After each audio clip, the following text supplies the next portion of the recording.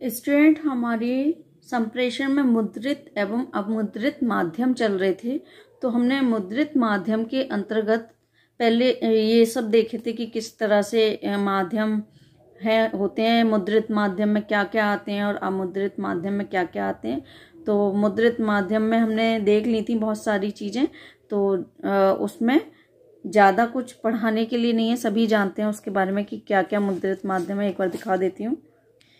ये सारे मुद्रित माध्यम हैं, अनमुद्रित सामग्री जिसके द्वारा संप्रेषण की प्रक्रिया होती है। तो इसमें सारी ही चीज़ों के बारे में आप लोग जानते हैं। बस एक अभिक्रमित सामग्री के बारे में थोड़ा सा मुझे लगा था कि ये ज़रूरी है बताना, क्योंकि इसमें से क्वेश्चन आ जाते हैं। बाकी तो सभी चीज़ें आप लोग जानते होंगे, तो इसीलिए मैंने नहीं बताई है। बेकार टाइम ख़राब करने से कोई फ़ायदा नहीं है। तो अभिक्रमित सामग्री हमने देखी थी। अभिक्रमित सामग्री में अभिक्रमित अधिगम के बारे में मैंने आपको बताया था कि इसको हम अभिक्रमित अनुदेशन या अभिक्रमित अधिगम, या हम इसे अभिक्रमित अध्ययन के नाम से जानते हैं। तो इसके बारे में मैंने आपको बताया था, इसकी विशेषताएं बता दी थी मैंने आपको कि क्या क्या इसकी विशेषताएं होती हैं। तो ये हमारा कंप्लीट हो गया था। ये बहुत ही ज़रूरी टॉपिक है, तो आप लोग इसे अच्छे से याद कर लीजिएगा। और नहीं समझ आए तो मेरा लास्ट वीडियो इसी का बना हुआ है, तो उसे आप देख लीजिएगा अगर समझना चाहते हैं तो। बाकी आगे चलते हैं हम लोग। तो हमारी मुद्रित सामग्री हो चुकी थी। आज हम देखेंगे मुद्रित सामग्री के लाभ और उसकी सीमाएं। चलिए ये देख लेते हैं, क्योंकि बाकी और चीज़ें इसमें इतनी ज़रूरी नहीं है। चलिए इसके लाभ देख लेते हैं पहले, क्या क्या इसके लाभ होते हैं।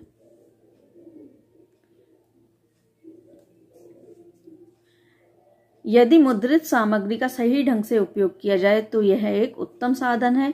इसके विशेष लाभ नीचे दिए जा रहे हैं। देखिए, कोई भी चीज़ अगर उसका सही से यूज़ किया जाएगा तो वो सही अच्छी साबित होती है, नहीं तो उसका नुकसान ही होता है। तो इसके लाभ देखते हैं। यह सरलता से उपलब्ध हो जाती हैं। सभी चीज़ें जो मैंने आपको बताई थी वो आसानी से मिल जाती हैं हमें मार्केट में। देखने में आकर्षक होती हैं, क्योंकि इनको देख के बच्चे अच्छे से और सीखते हैं और रुचि लेकर सीखते हैं ना। इसके प्रस्तुतिकरण में आसानी होती है। इनकी जो यूज से क्या होता है कि हमें एक्सप्लेन करने में आसानी हो जाती है और बच्चों की जल्दी समझ में आ जाती है। इनका उपयोग करना सरल होता है। यह अपेक्षाकृत सस्ती एवं अच्छी सामग्री होती है। कक्षा में रोचकता लाती है। पाठ्य वस्तु को स्पष्ट करती है। यह स्व अध्ययन के लिए भी बड़ी उपयोगी है। औपचारिक तथा अनौपचारिक, यह दूरस्थ शिक्षा में इसकी भूमिका अति महत्वपूर्ण है। देखिए, ये औपचारिक शिक्षा हो या अनौपचारिक, और जो डिस्टेंस एजुकेशन है इसका बहुत ही महत्वपूर्ण हाथ होता है उसमें। तो आगे देखते हैं। मुद्रित सामग्री द्वारा अधिकतर सही आंकड़े, सटीक वर्णन तथा उपयुक्त चित्र आदि दिग्दर्शन संभव होते हैं। तो मुद्रित सामग्री जो होती है उसके द्वारा हम सही आंकड़े और सही से उसका वर्णन कर सकते हैं ना। यह शिक्षा का एक मितव्ययी साधन है, मतलब ये एक सस्ता साधन है। ठीक है, आगे है मुद्रित सामग्री की सीमाएं। वही चीज है, जहां फायदे हैं तो वहां नुकसान भी कुछ होंगे। चलिए देखते हैं इसे। मुद्रित सामग्री की सीमाएं। मुद्रित सामग्री व्यक्तिगत आवश्यकताओं तथा कठिनाइयों को दूर करने में समर्थ नहीं है। ये सामान्यतः यह सामग्री एक निश्चित स्तर के छात्रों के लिए तैयार की गई होती है, अतः ये सभी स्तर के छात्रों के लिए उपयोगी नहीं होती। देखिए, ये जो सामग्री होती है कुछ ही एज के बच्चों के लिए होती है, ये सबके लिए नहीं होती है, इसीलिए इसके ये नुकसान है। इसके माध्यम से कौशल एवं दक्षताओं का विकास संभव नहीं है। इस विधा में अधिकतर प्रतिपुष्टि मिलने की व्यवस्था नहीं है। अभिक्रमित अध्ययन या स्व अध्ययन सामग्री को छोड़कर इसमें फीडबैक नहीं मिलता। केवल अभिक्रमित अध्ययन में और खुद के जो स्व अध्ययन सामग्री को छोड़कर, ठीक है, उसमें मिल जाता है फीडबैक। मुद्रित सामग्री का सही और उपयुक्त उपयोग कर सकना हर स्तर के शिक्षक के वश की बात नहीं है। इसके प्रभावशाली प्रयोग के लिए विशिष्ट कौशल की जरूरत पड़ती है। देखिए, हर कोई इन्हें यूज नहीं कर सकता। उनको यूज करने के लिए उन्हें यूज करना आना भी जरूरी होता है। मुद्रित सामग्री को समझने के लिए विशिष्ट मानसिक परिपक्वता की आवश्यकता होती है। ये जो मुद्रित सामग्री है ये हर एक किसी की समझ नहीं आती है कि किस तरह से उसे समझना है, किस तरह से उसे यूज करना है ना। तो ये बहुत सी चीजें ऐसी होती हैं जो हर कोई यूज नहीं कर सकता। आगे है अमुद्रित माध्यम। चलिए अमुद्रित माध्यम देख लेते हैं जल्दी से। अभी तक हमारी मुद्रित माध्यम चल रहे थे और मुद्रित सामग्री, अब हमारे अमुद्रित माध्यम चल रहे हैं। भारतवर्ष में जनसंख्या वृद्धि की गति बहुत तेजी से बढ़ रही है। जनसंख्या वृद्धि के कारण शिक्षा के क्षेत्र में समस्याएं उत्पन्न हो रही हैं। सबके लिए शिक्षा की मांग आज परंपरागत शिक्षा प्रणाली पूरा करने में असमर्थ सिद्ध हो रही है। फलस्वरूप मुक्त विश्वविद्यालय का जन्म हुआ। देखिए जिस तरह से जनसंख्या बढ़ रही है उसी तरह से जब ज्यादा लोग होते हैं तो उनमें बहुत सारी शिक्षा के क्षेत्र में बहुत सारी समस्याएं उत्पन्न होती हैं। अब कम बच्चे हैं क्लास में, अच्छे से हम लोग पढ़ा सकते हैं। ज़्यादा बच्चे होंगे तो हमें भी बहुत दिक्कत आएगी और बच्चों को भी सीखने में बहुत सारी दिक्कतें आती हैं। तो उसके लिए जो इसका रिजल्ट निकला वो मुक्त विश्वविद्यालयों का जन्म हुआ। देखिए जब क्लास में स्टूडेंट बहुत हो गए और क्लास में लिमिट के ही होने चाहिए ना स्टूडेंट, तो फिर क्या हुआ कि जो पत्राचार तथा दूरस्थ शिक्षा माध्यम से सबके लिए शिक्षा की बात की जा रही थी कि कैसे भी जो नहीं आ पा रहे हैं स्कूल उनके लिए भी शिक्षा उपलब्ध कराई जाए। इनके माध्यम से आज शिक्षा दूर दराज के लोगों तक पहुंच रही है। किनके माध्यम से? जो ये मुक्त विश्वविद्यालय है ना। ये मुक्त विश्वविद्यालय मुद्रित माध्यम के साथ साथ अमुद्रित माध्यमों का प्रयोग प्रभावशाली ढंग से करने में लगे हुए हैं। छात्रों के ज्ञान, कौशल, अभिवृत्ति तथा अभिरुचियों में परिवर्तन लाने के लिए बहुसंचार उपागमों का प्रयोग भी खुलकर कर रहे हैं। इनमें जो ये मुद्रित और अमुद्रित माध्यम है उन्हीं के यूज से शिक्षा उपलब्ध कराई जाती है।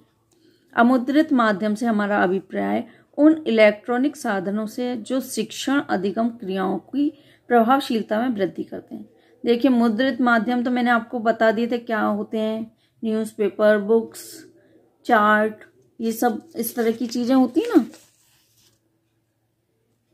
और अमुद्रित माध्यम जो इलेक्ट्रॉनिक होते हैं, इलेक्ट्रॉनिक जो साधन होते हैं वो अमुद्रित माध्यम होते हैं। समझ आई? यानी कि नॉन प्रिंट मीडिया। और जो मुद्रित होते हैं वो प्रिंट मीडिया। समझ आए? समझ आ गई होगी आप लोग के। बाकी ये देखिए इस तरह से दिए हुए हैं ये अमुद्रित माध्यम, तो आपकी समझ आ जाएगी कि अमुद्रित क्या होते हैं। इलेक्ट्रॉनिक साधन होते हैं और जो मुद्रित माध्यम होते हैं वो सिंपल जो छपे हुए होते हैं, है ना। चलिए देखिए दिए हुए हैं इसमें श्रव्य सामग्री और दृश्य सामग्री और श्रव्य दृश्य दोनों सामग्री।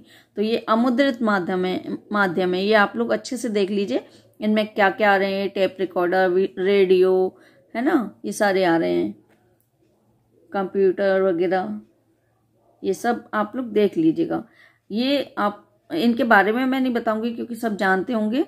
और बस आपको ये जानना जरूरी है कि मुद्रित माध्यम कौन से होते हैं और क्या होते हैं और अमुद्रित माध्यम क्या होते हैं।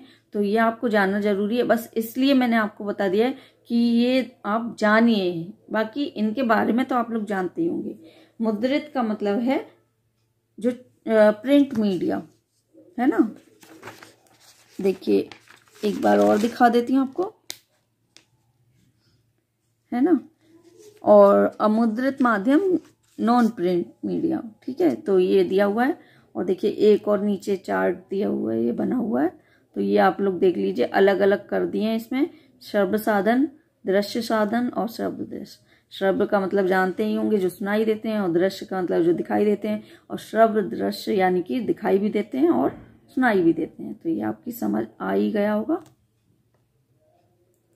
इनके बारे में नहीं बताऊंगी क्योंकि सब जानते हैं। बार बार कह रही हूँ, बहुत से लोग कमेंट करते हैं कि आप समझाती नहीं हो, तो मैं उन्हीं चीज़ों को नहीं समझाती, उन्हीं चीज़ों को एक्सप्लेन नहीं करती जो जरूरी नहीं होते, जिनके बारे में सब लोग जानते होते हैं। तो उसके बारे में क्यों टाइम खराब करना। फिर भी अगर जानना हो तो आप लोग पूछ लीजिएगा।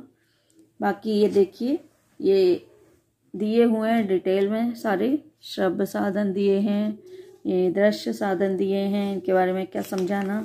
जो दिखाई देते हैं वो दृश्य, जो सुनाई देते हैं वो श्रव्य। काफ़ी बड़ा सा इन्होंने बना रखा है ये इसके बारे में।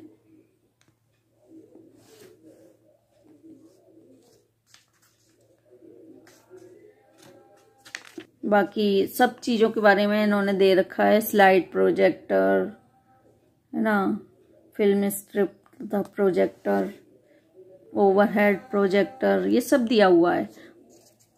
अगर नहीं जानते हो तो आप लोग पूछ लीजिएगा, तो मैं बता दूंगी, कोई दिक्कत नहीं है।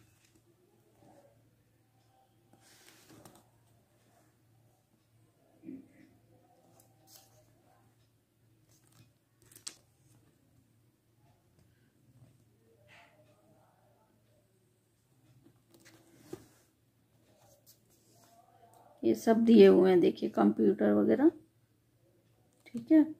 ये मैं अपने पिछले वीडियो में कंप्यूटर के बारे में पढ़ा चुकी हूँ कि 3 भागों में होता है, अदा, प्रदा और प्रक्रिया, ठीक है। अदा इनपुट, प्रदा आउटपुट और प्रक्रिया प्रोसेस। इसके बारे में मैं बता चुकी हूँ, आप लोग मेरे पुराने वीडियोस में देख सकते हैं। अगर नहीं समझ आया हो तो दोबारा से एक्सप्लेन कर दूंगी मैं। चलिए आगे देखते हैं।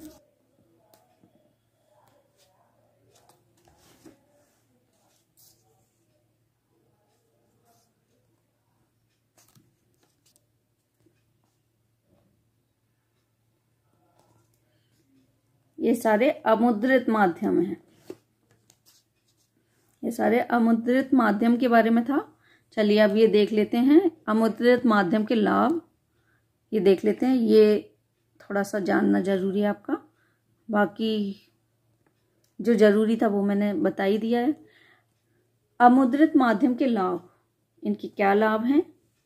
अमुद्रित माध्यम विविध अधिगम उद्देश्यों की प्राप्ति में सहायक होते हैं। इनका विशिष्ट अधिगम क्रियाओं में सार्थक तथा प्रभावशाली योगदान होता है। अमुद्रित माध्यम व्यक्तिगत उद्देश्यों, आवश्यकताओं तथा योग्यताओं को ध्यान में रखकर शिक्षण को व्यक्तिपरक बनाने में सहायता देते हैं। अध्ययन सामग्री को प्रस्तुत करने में लचीलापन लाते हैं। छात्रों की आंतरिक प्रेरणा तथा जिज्ञासा में वृद्धि होती है, जिससे छात्र ज्यादा सीखते हैं। ये छात्रों की रुचि, कल्पना शक्ति तथा ध्यान केंद्रित करने की क्षमता में वृद्धि करती है। छात्र इनके प्रयोग से अधिक सक्रिय तथा अच्छी सहभागिता वाले बन जाते हैं। इनमें तुरंत पृष्ठ पोषण के अवसर होते हैं। इनसे दूरवर्ती छात्रों को अध्ययन के प्रति लगन पैदा होती है। दूरस्थ शिक्षा के छात्र अपनी उपलब्धियों की स्वयं जांच करते हैं।